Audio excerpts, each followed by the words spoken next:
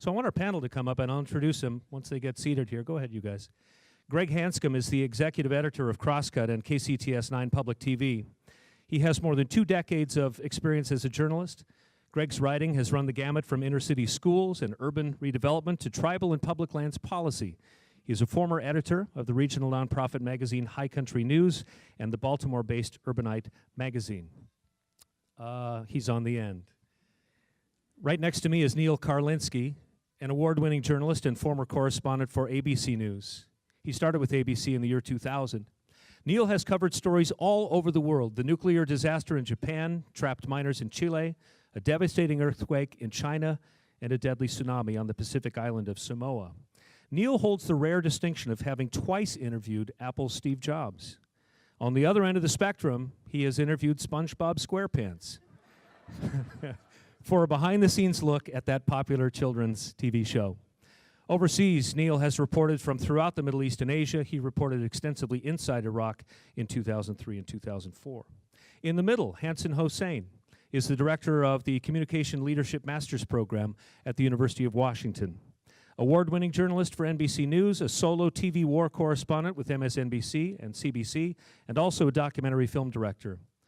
His book is called Storyteller Uprising: Trust and Persuasion in the Digital Age and Through Various Global Gatherings. So the reason that I think it's so important that Hanson is here today is that digital platforms have changed news more than anything. Social media has changed news more than any other factor. It has opened the floodgates. It's the democratization of information, and it is the Wild West right now. So please welcome our panel. Greg Hanscom will lead us through. Greg. Thank you, Mark. All right. Can you hear me okay? Great. Okay, I want to cut right to the quick here and ask Neal, when you interviewed SpongeBob, was it the cartoon SpongeBob and a cartoon you, or a real you and the real SpongeBob? No, the real guy, the real Kinney's his last name. I forget his first name. He does a lot of voices, and he sent a message to my kids, which was great. By the way, looking at the picture up there, there's your bit of fake news. And now that I'm no longer in the media, look, the brown is gone. I've aged 50 years. That is great. Okay. Well, I have to say, I think it's telling that we are having a conversation about the state of journalism and the state of the news with a journalist interviewing 2 guys who have gotten out of the business. I think those of us who are still in the business look askance at people who have sold out and gone into PR or taken a comfy job in academia. And then we go home and we polish up our resumes because we know that we're going to be right behind them at some point. So thanks to you both for joining us. My real first question for you is this. Are these the best of times or the worst of times for journalism in America? I'll speak big picture first. You can speak more generally because you just got out of journalism. First of all, this is not my first time on the stage for Seattle Rotary. I last spoke as a keynoter 9 years ago, and the topic of my keynote was, trust me, how to tell stories in a credibility-starved world. So it's no longer a credibility-starved world. I think we're living through a real famine of trust. And so to answer your question, it is both the best of times and the worst of times. Because on one hand, we do have this concern about who to trust. We've become so fractured. I think somebody mentioned tribalism at their table. Because the technologies that Mark just mentioned have given us the freedom to actually start aggregating and finding like-minded people to share stories that matter to us. At the same time, because of what's happened over the last couple of years around the world, I think people have reacquainted themselves with the power of excellent journalism. The New York Times, for example, is not failing. They've had 300,000 new subscriptions since the election in 2016. I'm on the board of KUOW, which is a phenomenal news organization. They have record ratings and record donations. And so people recognize that they actually need trusted information more than ever. And I think people finally are willing to pay for it after the decimation of journalism in the early 2000s. I really echo that last point. I'm a big believer in shades of gray. Nothing's black and white, so it's not the worst time and it's not the best time. It may seem to many like it's the worst time, and like the war on truth, frankly, has taken a devastating impact. However, I do think it has brought people into the fold of well-known and worthy institutions. A lot of people are now paying money for things like the Wall Street Journal and the New York Times and other publications, and there is some banner journalism that is going on, and that has been going on over the last several years, but really with an increased cadence right now because of what we see in Washington, D.C. And I think we see the importance of it and the appetite for it, for real journalism. That's great. Yeah, I think we've certainly seen at Crosscut and KCTS 9 the Trump bump. You know, we see heightened attention to the stories we tell. We see more people coming to the websites to see those stories. And yet, at the same time, we find ourselves battling every day for people's attention, right? And getting people's attention for a news story when we're competing with cats and all manner of entertainment can be really tricky. Which gets me to sort of this question of I want to know why you guys left the industry. I want to know why you left the business. Was kind of that sort of increasing noise level a part of your thinking when you got out of the news business? Well, for me, I left in 2004 after the war in Iraq, and I left twice. I left NBC in 2000 after winning an Emmy and Oversized Press Club Award because I was very frustrated with NBC's slow adoption of technology, and I also didn't like this voice of God type journalism. I wanted to tell more personal type of stories, and so I learned how to shoot and edit my own stories and began doing that in Iraq. Then I started doing documentaries, and so I think for me it was this sort of early days frustration with I don't like the fact that it's such a monolithic set of corporate-owned institutions that are in charge of our information. So I was one of the early champions of the fragmentation that we're living through now, and which really climaxed with the Arab Spring and a lot of really cool things that were happening in about 5 years ago. But we should have also seen the other side to that when things get so fragmented, we don't have consensus over a set of facts. And when you don't have that, you can't actually make real good decisions around democracy. Yeah, your book, right, was called, what was it, Storyteller Uprising? Yeah. So it was really Are you as championing optimistic now about kind of the growth of storytelling? Well, I think and everything I platforms? put in that book a few years ago came to be. The Storyteller Uprising was basically that we no longer required a small number of organizations like NBC and ABC to have the monopoly over information, that actually companies and other organizations could also generate that kind of content. And I know you do that now at Amazon. And so we've seen this proliferation of different kinds of stories that aren't necessarily journalistic. But it gets to what your point is that they're competing. Journalism now has to compete with a 12-year-old in his mother's basement on YouTube, as well as with Amazon generating content that may be useful to getting a discount on some product on their website. So I left ABC News after 17 years there. I started working for Peter Jennings, and from the time I was there until the time I left a year ago, the place transformed multiple times and really was unrecognizable by the end. For me, journalism was always a heavy hook. I was always fascinated by it, wanted to be on the front lines of history, to write stories, and to engage with people. And I increasingly had fewer and fewer opportunities to do that in any meaningful way. To give you some insight into what goes on every day in New York, where the big three are deciding what goes on at ABC, in ABC's case, Good Morning America, World News Tonight, and Nightline. Very similar at NBC with the Today Show and Nightly News. They have this fire hose now of social media coming at them every day. So whereas my life as a network correspondent was always very demanding and I was on the road, it became increasingly demanding for diminishing returns because I was, pulled out of a movie on my son's birthday to go get on a plane. Upsetting to the family, that was my life. By the time I landed, that story was dead, long dead. Multiple stories had come along because there's video. I was giving the example, it's not a real example at lunch. We have two nuns in a fist fight on a plane. We have video of it. The plane hasn't even landed yet. That's not a true story, but you can imagine. It used to be weird things happened in the world that we didn't know about. Formerly we, the media didn't know about. Now they know about it. They know about it while it's happening. There is video of it, and it's irresistible. They're dying to use it because they know people want to see it, want to watch it. Then from Washington, you'll have a week's worth of news cycles in an 8-hour day. They hit the reset button all day long. The lead story of the morning, it's buried 30 stories down sometimes by the end of the day.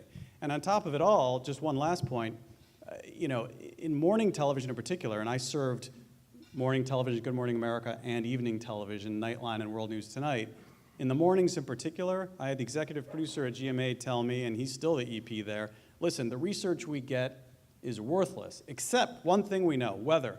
People are dying to watch, they can't help but watch weather disasters, because I was complaining we were constantly being put on airplanes for minor floods or wildfires or, just you name it. And you know the difference between something that really impacts people and something that just is a good picture if you focus very narrowly. And he said, listen, we're not going to be able to stop doing that because that's the one thing we know that works, and they are chasing eyeballs in an industry that's dying, and they know they're headed to a cliff. Yeah. So you layer on top of this incredible sort of fire hose of information that's coming at us every day, the issue of fake news, and then fake news, and then who knows? Who knows what's news and what's not news? Who knows what can be trusted and what can't? I want to talk a little bit about what we all as consumers of news can do to separate wheat from chaff, to figure out who can be trusted and what kind of news is actually fake. It's a challenge because even the term fake news didn't really exist until the president started using it as a hashtag on his Twitter feed. And according to President Trump, fake news is basically news that criticizes his policies and what he does, while there's other fake news that is actually fake news. And so I think that the actual term has distorted the conversation around how do we as a society get access to trusted information. And the challenge is that we actually we have more access than ever to trusted information, but we also have more access to information than ever before. And we are so in a state of anxiety right now, and we have sort of used our identity to sort of see all this stuff that we retreat to the places that make sense to us. So some of us will go to Fox News and some of us will go to MSNBC, and we're willing to use that filter. And so what has to happen is, I think, and Jay Rosen, who's a professor at NYU, talks about this, that we actually journalists need to behave differently.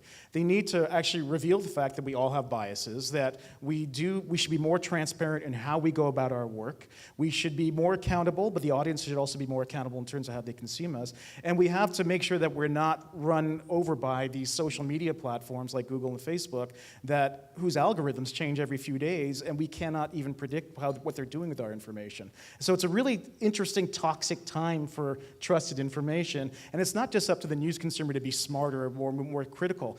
All of a sudden consumers have to think like journalists. They have to double source everything they see on social media because they can't trust the first reference. That's cumbersome and tiresome, and so that's not sustainable. I think there's also a couple of things that unfortunately are happening at exactly the same time. Part of it is social media, and we all know what's gone on and continues to go on with Facebook. But at the same time, you have a breakdown in trusted institutions or people, if you will. You can look on the one hand at the Me Too movement, which has revealed certain people who were in positions of power to be not exactly the people who were trusted and who the audience thought they were. We have the same thing with law enforcement and other traditionally trusted officials, where now we have evidence because everyone has a phone with a camera, and you see these people behaving unequivocally in horrible ways, treating minorities in certain ways, doing other things. Not all of them, but there's certain cases. So whereas before you had this he said, she said, now you have evidence of a breakdown in certain segments, traditionally trusted segments of our society, where you have people wondering, all right, so I can't trust this guy who delivers the news. It turns out he's a terrible person. These people who have authority in our daily lives as a democracy are not always trustworthy. I can see that with my own eyes. The social media I read looks authentic, but sometimes it's a lie that's trying to manipulate me, and sometimes it's real. So there is a lot that's happening at once right now, and a lot, frankly, for all of us to have to navigate. May I just, I think that's exactly right. And I think it's what's important to understand. I think we're seeing a general decline in trust in institutions, from government to political parties to media. But it's also worth mentioning that decline in trust started before. You can blame technology. All technology has done is accelerate that decline in trust. If you look at all the surveys and polls that were done about Americans' trust in media and news, it began declining in the late 80s. And so this is just an acceleration of the decline, and technology has just made it worse. So who's doing a good job of this, in the media in particular? Are there organizations that are doing a good job of being transparent, of being open with their reporting process, of telling their audiences where they're getting information? I think so. I mean, I think it's a moving target, and everyone, different demographics people look for news in different ways. I think the Washington Post, I think NPR, others are transparent and doing incredible reporting. But, you know, I mean, for instance, how many people here get their news from a network television newscast? Raise a hand. How many people from a traditional national news outlet like the Washington Post or the New York Times, print, if you will, journalism? Okay, so that's great. And others, you know, I was telling these guys, I was asking my 15-year-old son last night. He's very tuned in. He's the son of a network correspondent. He's really engaged. I'm like, Max, where are you getting your news these days? Because it changes all the time. It used to be Apple News on his phone. It used to be Snapchat. Those are long dead, turns out. Now he watches a daily newscast by a trusted YouTube anchor. He's a 30-some-odd-year-old guy who delivers a newscast every day, facts, also editorial. I said, Maxwell, how do you know what he's telling you is really true? He said, well, I trust him. Yeah. He seems trustworthy. And I just want to point out that I trust Mark Wright as a journalist. And I implicitly trust KUW, and I actually read Crosscut every morning as well. I actually think there's something to be said. We have problems with the national brands and how they're going about making their money, but I think the local organizations that are really embedded in our community are the ways that we can actually, that's an antidote to the problem around trust, that we can trust these brands and how they interact with us and the relationship we have with them. That makes all the difference in the world. Yeah. I want to ask you, you're no longer actually teaching directly students at UW, but you oversee this program. It's a master's program talking about communications leadership. What message do you give students about the world that you are sending them out into and the business that they will be? So I'm the director of this graduate program for professionals in terms of where communication is going, and I advise a lot of companies and CEOs as well on this issue. I like to say that we're in a historic time of transition, and I tell our students that as well, and that the communication technologies are driving some of that transition in a big way.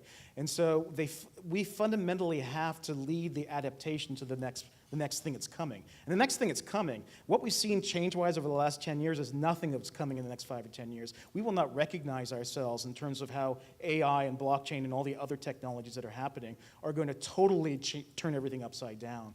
And what I tell our students is that, yes, even as these technologies have that impact, fundamentally, human relationship will matter more than ever. And so how do we make sure that we maximize collaboration, creativity, and a really strong, trusted way to authenticate and connect to each other so that we're not overrun by technology, so we're not overrun by the companies that are maximizing their profits from those technologies, and so that we can still have a society that runs on some form of trust. And it's up to communicators to advocate and lead that way. That's what I tell my students. And if I can add a point to that, I mean, the mere fact that we're having this conversation today, it proves that journalism works. Journalism is how we know that there is a Cambridge Analytica. It's how we know that, you know, there has been some manipulated data on Facebook, that not all news is trustworthy news, that people are not all seeing the same news from the same source because it's targeted based on information they've pulled out of social media to each individual person. We know these things because of journalism.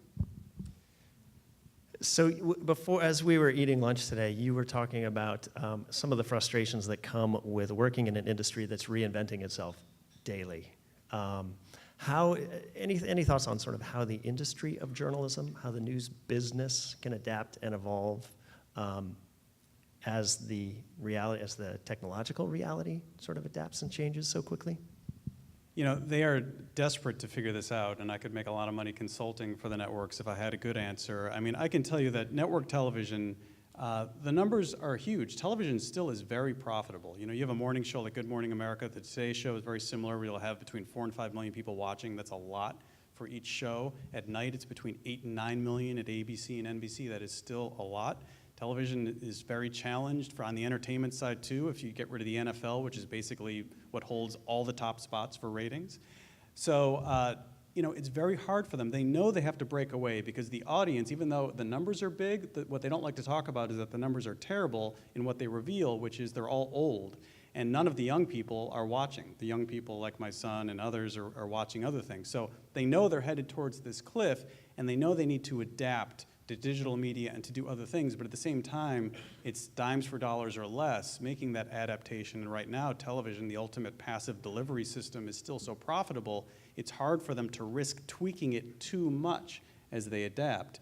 So it is a challenge. At the same time, there are new opportunities. As I mentioned, I'm on the board of KUW, and we're looking at the fact that podcasts have become huge, and there are emerging ways in terms of how to monetize that. With Alexa and all these smart speaker technologies, there's going to be people, in fact, there are probably kids, you probably have kids who've never heard of 90.3 or 97.9 or any of those frequencies, but they can go directly to some kind of channel or ask Alexa through voice recognition to play something. And so I think the challenge is that we are truly rebuilding the ship in the middle of the ocean, but there are new opportunities to monetize and think about how the content gets out there, as well as rekindle how we engage with the community and allow people into the process, that it's not just really amazing, brilliant journalists producing this incredible content, but we can have a relationship with the audience and vice versa, and together we can think about what our agenda is moving forward.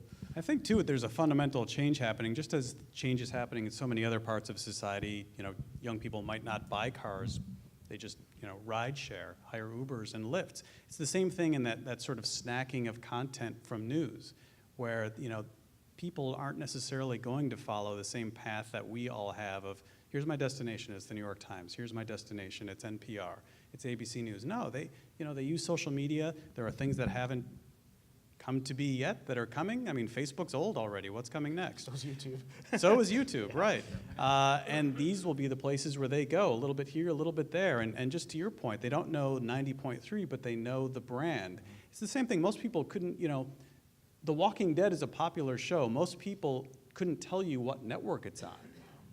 They go to the show, they go to the content. Yeah, that's exactly right. Absolutely.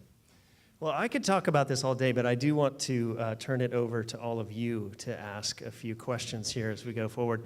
First, I'm going to lob a question to the audience. I saw a lot of hands go up when we asked how many people get their news from, a source like the Wall Street Journal, New York Times, Washington Post. Much fewer hands went up when we talked about networks. What are some of the other sources of news, places where you go daily to get your news and information that are not networks and they're not kind of the traditional news organizations? You can just kind of call them out. Reddit? Radio, yeah. Reason.com. Reason.com. What's that? Huffington Post, okay. Podcasts. What is it? Bloomberg. Oh, Bloomberg. I'm Bloomberg. sorry. Yeah, that's great. Al Jazeera, USA Today. Anybody who gets their news primarily via a social media platform like Facebook? Vice? Snapchat? Facebook? Okay. Aggregator sites? Yeah. Twitter as well, Twitter. Yeah, Twitter is big for me. I'm fairly addicted. I just have to put it away most of the day. Newsletter called What the Bleep. What the bleep? That's right. Yeah, okay. What the bleep happened today? Okay, just curious. That's We great have to a know. first question over here. What role should unnamed sources play in news reporting today? That's a good question. You want to take that? Yeah, I mean, listen, that is an ongoing controversial issue. There's no doubt about it. I mean, sparingly would be a short answer, but listen, it's a necessity. It always has been. Really, really important, dangerous truths are often not uncovered without brave people who are risking everything, not just their jobs, potentially imprisonment, their livelihoods, lawsuits. So whistleblowers are key. But at the same time, I think, some media have over-indexed and leaned on that and let people off the hook too easily to be unnamed when they don't necessarily have to be. So it's a fine line. There is no, news police to keep track of how everyone is behaving. It's up to the consumer ultimately. But I don't know how you feel about it. I think it is important. Burr's got a question over here. What really concerns me is the computer animation capabilities of creating fake news by making a videotape of someone doing something which they in fact did not do at all. And it looks like a very credible video. And you mentioned the importance of YouTube posts in journalism, and now I don't know with this election coming up what to think is going to happen. That's actually a really interesting comment, because it was in the last few months that a University of Washington researcher announced that they had been able to take, say, a video of Barack Obama and totally manipulate what he was saying, and it still looked like he was saying those words, but it was totally the opposite of what he was saying. That technology exists right now. And with artificial intelligence and news, you can pretty much generate anything you want. And that is the fundamental challenge moving forward as a society, is that we just don't know who we're going to be able to trust or what we'll be able to trust, and visuals no longer will matter. So I don't know the answer to that, and that's why I have been encouraging my students and encouraging the brands that I advise to think very heavily about face-to-face relationships to make sure that that is at least the beginning of the credibility, because once you start scaling up through these massive technologies, you have no idea. I was just reading in this great book that just came out this month that said, you know, it takes a London cabbie 2 years to become a taxi driver. It takes them 4 minutes to do that on Uber, and it's all through email. They never have any correspondence with the company. And so we can use technology to keep everybody at arm's length and still do remarkable things, but at some point we lose that human touch, and things can really go bad very quickly because of that. I will add that, like many other issues which aren't new but seem like they are, that one, I mean, listen, there's people who believe the moon landing, that footage is not real. There are, you know, people who look at the 9/11 videos and have a different interpretation of it. Right over here, Jesse. Thank you guys for being here today. You've mentioned the names Facebook and YouTube, right? Facebook's come under scrutiny recently, and just curious on your opinions for corporate responsibility and accountability for the media that's on these platforms, and as they start to screen and potentially go through taking more responsibility there, do you have any fears about what that means for, you know, just freedom of speech and the First Amendment in the first place? Yeah, in fact, I was most recently on Mark's show a few weeks ago during the Facebook hearings, and I have presented at Facebook right after the election, and many of my students work at Facebook. And there's great consternation first within the company about the role that they played in the distortion about public discourse. But I think fundamentally, just even watching, which I thought was a bit of a show, what was going on in Congress on both sides, is that I think we're moving towards regulation of these platforms, one way or the other. Just like the FCC exists to regulate other media organizations, there's now an understanding that Facebook is, in one way or not another, a publishing or a media platform, and has a disproportionate amount of access to who we are as individuals in terms of their data. And if there's no transparency and accountability, we cannot afford to let such a powerful organization to act unhinged. And even though they say they're doing all the right things, they're not doing it fast enough. And it's only because great journalists are uncovering some of those things that they're actually beginning to sort of pull back. So I think holding them accountable, I think regulation is happening. It's happening in Europe right now. That's where we're getting all these notifications by email about privacy changing. And so that's what's happening, and that's going to happen fast and soon with a bunch of other platforms too. Question over here. Thank you for coming. We pick on the network televisions, the for-profit organizations.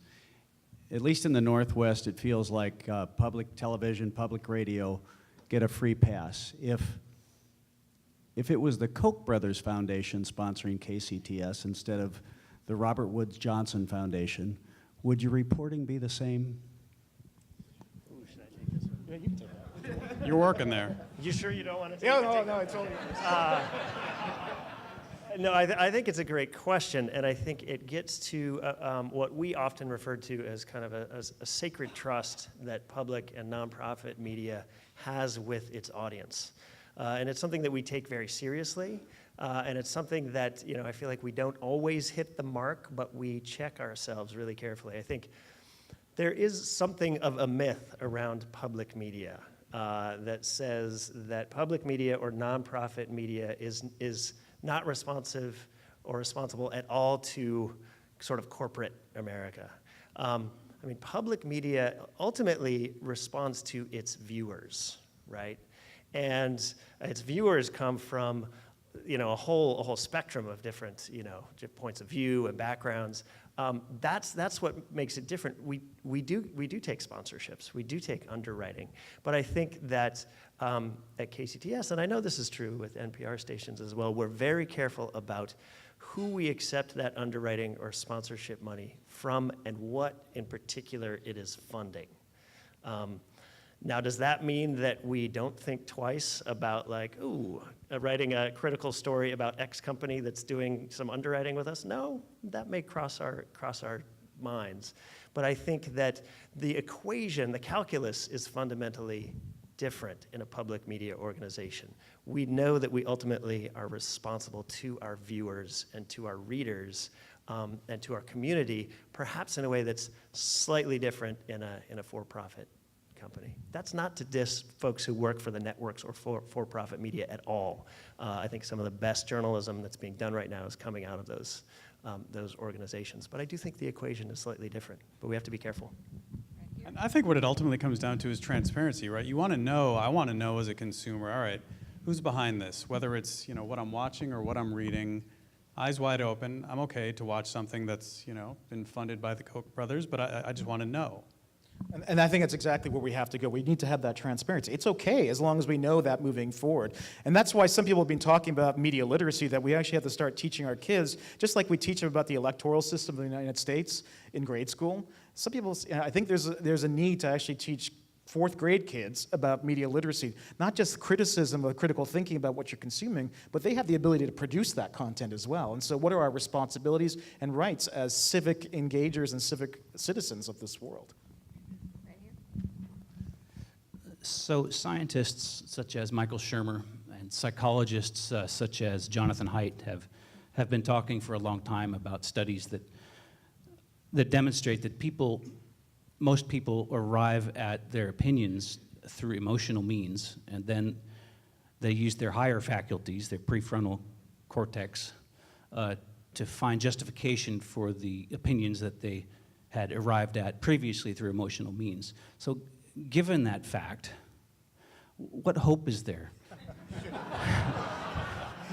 First of all, I want to thank you for that observation. I was going to mention Jonathan Haidt's book, The Righteous Mind, or watch his TED Talk. It's Haidt, H-A-D-T. And that's always been the case in terms of how we as humans behave and try and get into tribes.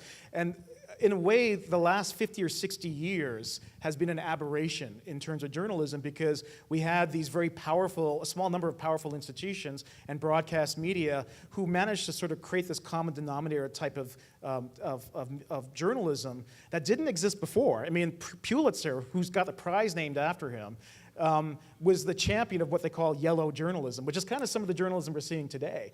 And so we had this very monolithic, very machine-driven journalism for the last 50 years that's fallen apart because of the business models. And now we have new choices and more fragmentation so that we can follow our worst and best instincts to find the content that agrees with our emotions.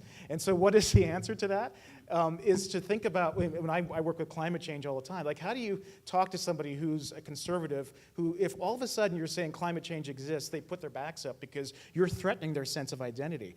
Can you find other ways that matter to them? Maybe it's security. I mean, the U.S. military says that if we don't do something about this soon, we're in big trouble. Those are things that appeal to conservative people in different ways than they do to liberal people. So understanding how those minds work and then appealing to them in a common denominator way is one way we can get past that. So you have to trick them.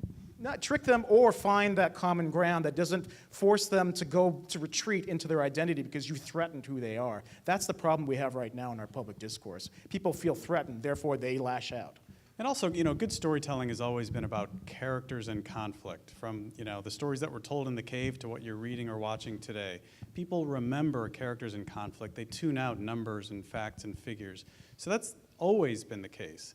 And I think, people just have to watch with a lot of scrutiny where they're getting their information and weigh it versus other sources. There's so many that are out there right now. And also, ultimately, I think a lot of high-level news outlets, they love bringing down the powerful. Listen, I worked at a major television network. People say that television networks lean left. I think most people I worked with probably lean left, but not all of them. But that's not to say they didn't beat up on left-leaning stories given the opportunity, because a good story bringing down the powerful, no matter what uniform they're wearing, they love it. Okay, gentlemen, buckle your seatbelts. We got one last question from Pete Delaney. Okay, thank you. Make it good. This question has to deal with the 2016 election and the lessons that the media learned from that. In Katie Kerr's book, Unbelievable, she asserts that the media was largely responsible for the outcome of the election. They chased after the guy who had the top-rated TV show for 15 years, and really didn't dig deeply enough into his background, to your point, Neal. What were the lessons that the media learned from the 2016 election? I don't know about digging into his, but I don't think there were any secrets about Donald Trump that people didn't know before the election. But listen, it was a strange election. Obviously, there's a lot of problems with the polling. I think there were a lot of lessons, and I definitely was part of a lot of debriefs in New York about the polling that was done before the election, because it was such a surprise what sort of was predicted versus what the reality was. But in terms of how it was covered, I'm not sure that at the television networks there was any major lesson learned that will result in anything being done differently. Yeah, I mean, the media can blame itself and go through all these mea culpas, but the fact of the matter is that if you watch the election from 2014 onwards, Donald Trump just had this, he's got what I call narrative momentum. People want to pay attention to what he's saying, whether or not they believe with him. So he's got this really remarkable ability to communicate that is impossible sort of to resist, whether you're in media or whatever else. That's what we're all talking about all the time, every day. So yes, the media is to blame, but there are other factors at play. So we need to wrap this up, but I want to end with some silver linings. And I'm curious to know where the two of you find those silver linings. I'll start by saying that I think one of the things that the media learned from the 2016 election was that there is real danger in talking only to ourselves, talking only to our to people with whom we live, with whom we share our political beliefs. I think that, at Crosscut, for example, the first thing that we did following the election was we sent our city reporter east of the mountains to talk to some people in small town Washington who voted for Donald Trump. Because we realized that Seattleites don't understand the people who live outside of our little bubble. And I see a lot of that going on today. You see these roundups of, the best writing from various points on the political spectrum. I think that's great. I think one of the real silver linings coming out of that was that we're finally trying to understand each other again. So. I actually think that was some of the best reporting I've seen in a very long time. That was a joint venture with the Evergrade. That's incredible. And I think for me the silver lining is that we're finally losing our love affair with technology, or at least we're beginning to make it more accountable. As we also recognize that gatherings like this, there's a reason why you're here in this room and not tuning into whatever live stream, that you see that there's a reason to still get face-to-face with people. And I think younger people are beginning to understand that as well and put away the screens, as much as probably your kids aren't necessarily doing that. But I see that we understand the implications of our tuning out and deferring to other people to have this discourse. I'm a little more skeptical. I think the genie cannot be put back in the bottle. The cult of personality that this country is infatuated with is now set loose, and so anyone with name recognition is essentially a viable candidate to be leader of the free world, and I think that is just inescapable.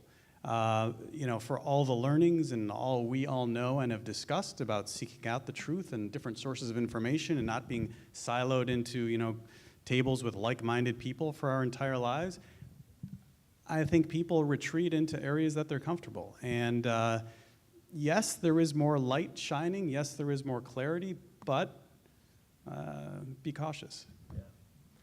And be careful out there. Good luck. Thanks for coming.